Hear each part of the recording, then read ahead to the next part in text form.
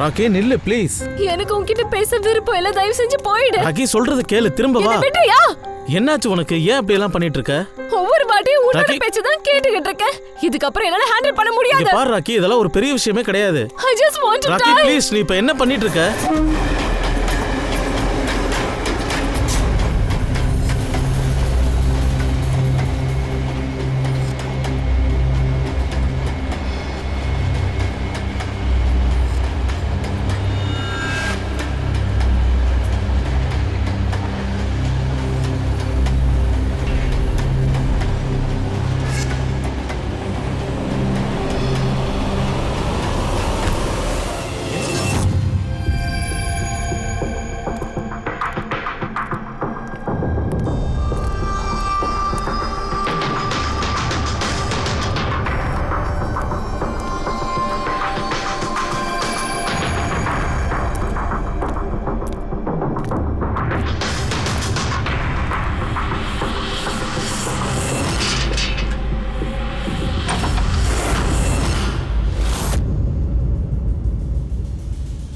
சூரியமணி? ஆமா சார், அவரு மேல இருக்காரு. நீங்க யாரு?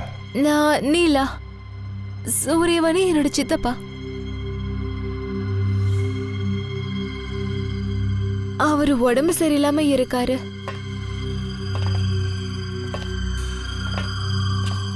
சித்தப்பா, சித்தப்பா. இல்ல உட்காருங்க உட்காருங்க.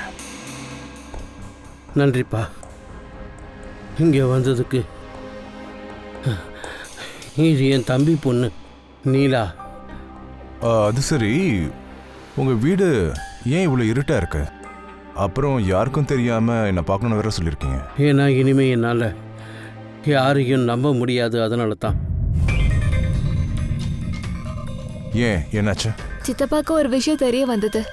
ஷிலாப்பூர் கிராம ரயில்வே ட்ராக், அது பக்கத்துல ஒரு பாடி கிடைச்சதுன்னு தெரிய வந்தது. அதுல இருந்து இப்படி பயந்து போய் இருக்காரு. இங்க பாருங்க.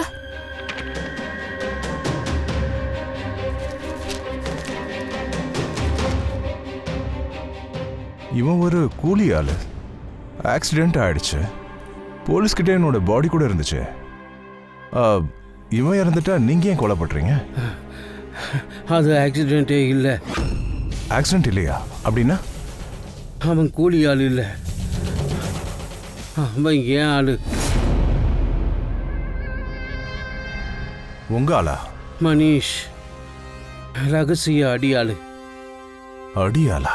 அன்னைக்கு ராத்திரி ட்ரெயினில் என்னோட வைரங்களை கொண்டு போய் சேர்க்கறதுக்காக போயிட்டு இருந்தான். அதுவும் 20 கோடி மதிப்புள்ள வைரங்கள்.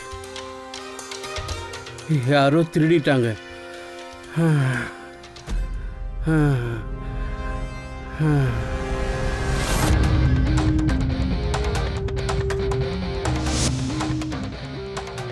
சார், 20 கோடி வைரத்தை ட்ரெயின்ல இவன் கொண்டு போனானா? இது கேட்டதும் எனக்கு கூட நம்பிக்கையே வரல.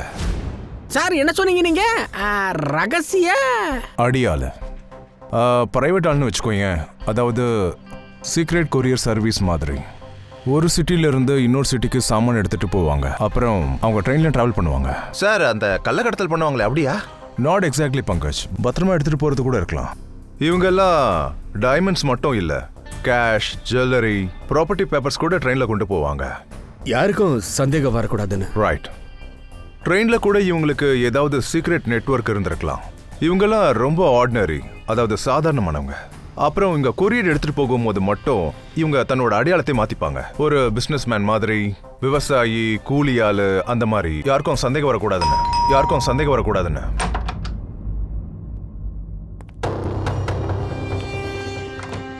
மறுபடி போணுமா? நான் இப்ப சூரத்துக்கு கிளம்பிட்டு இருக்கேன். உங்கள மாதிரி ஆளுங்களுக்கெல்லாம் என்ன நடக்குதுன்னு தெரியும்ல. அதெல்லாம் கவனம் இல்லாம இருந்ததுனால நடந்தது. இங்க பாரு, ஒரு விஷயத்த நல்லா புரிஞ்சுக்கோ. யார் எதை எப்ப எடுத்துட்டு போறாங்கன்னு யாருக்கும் தெரியாது. டெபி, தயவு செஞ்சு அந்த வேலையெல்லாம் விட்டுடு. இங்க பாரு, இதை தவிர நமக்கு வேற வேலை இல்லைன்னு உனக்கு தெரியும்ல. சரி, நீயே சொல்லு, வேலையை விட்டுட்டா எப்படி சாப்பாடு வரும்? அப்புறம் இந்த வேலையை காலங்காலமா செஞ்சுட்டு இருக்கோம். எத்தனை வருஷமா பண்ணிட்டு இருக்கோம். நம்ம பசங்க இந்த வேலையை பண்ண மாட்டாங்க. உன் உயிரை பணைய வச்சு நீ செய்யற இந்த வேலை எனக்கு தேவையில்லை. இந்த வேலையை பண்ண நான் ஒத்துக்கிட்டேன். அதனால இந்த வேலையை மட்டும் நான் முடிச்சிடுறேன். இன்னைக்கு வரைக்கும் எனக்கு எதுவுமே நடந்ததில்ல, இனிமேலும் நடக்காது. சரியா? டேபி, இதுதான் கடைசி வாட்டி. இனிமே போக மாட்டேன்னு சொல்லு.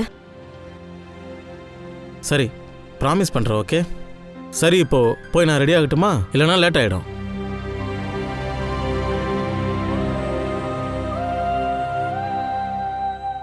தினமும் ட்ரெயின்ல 100ல இருந்து 200 கோடி பொருட்கள் ட்ரெயின்ல கொரியர் ஆகுது. அதாவது மறைமுகமா இந்த கொரியர் வேலை எல்லாம் பாக்குறாங்கல்ல, அதாவது துணியில, ஷூஸ்ல, அப்புறம் தலைப்பாகையில, அதாவது உடம்புல ஒளிச்சு எடுத்துக்கிட்டு போவாங்க.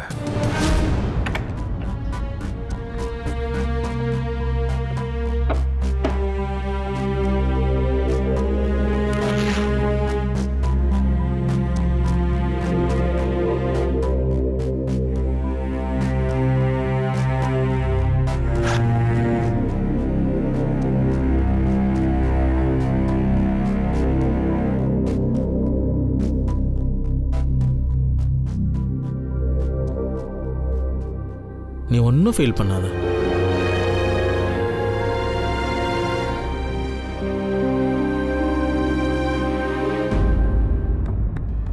அப்படியா? இது கருப்பு பணமா கூட இருக்கலாம் இல்லைங்களா? சார், தினமும் 100-200 கோடியா? இப்படி ஒரு பிசினஸ் இருக்குன்னு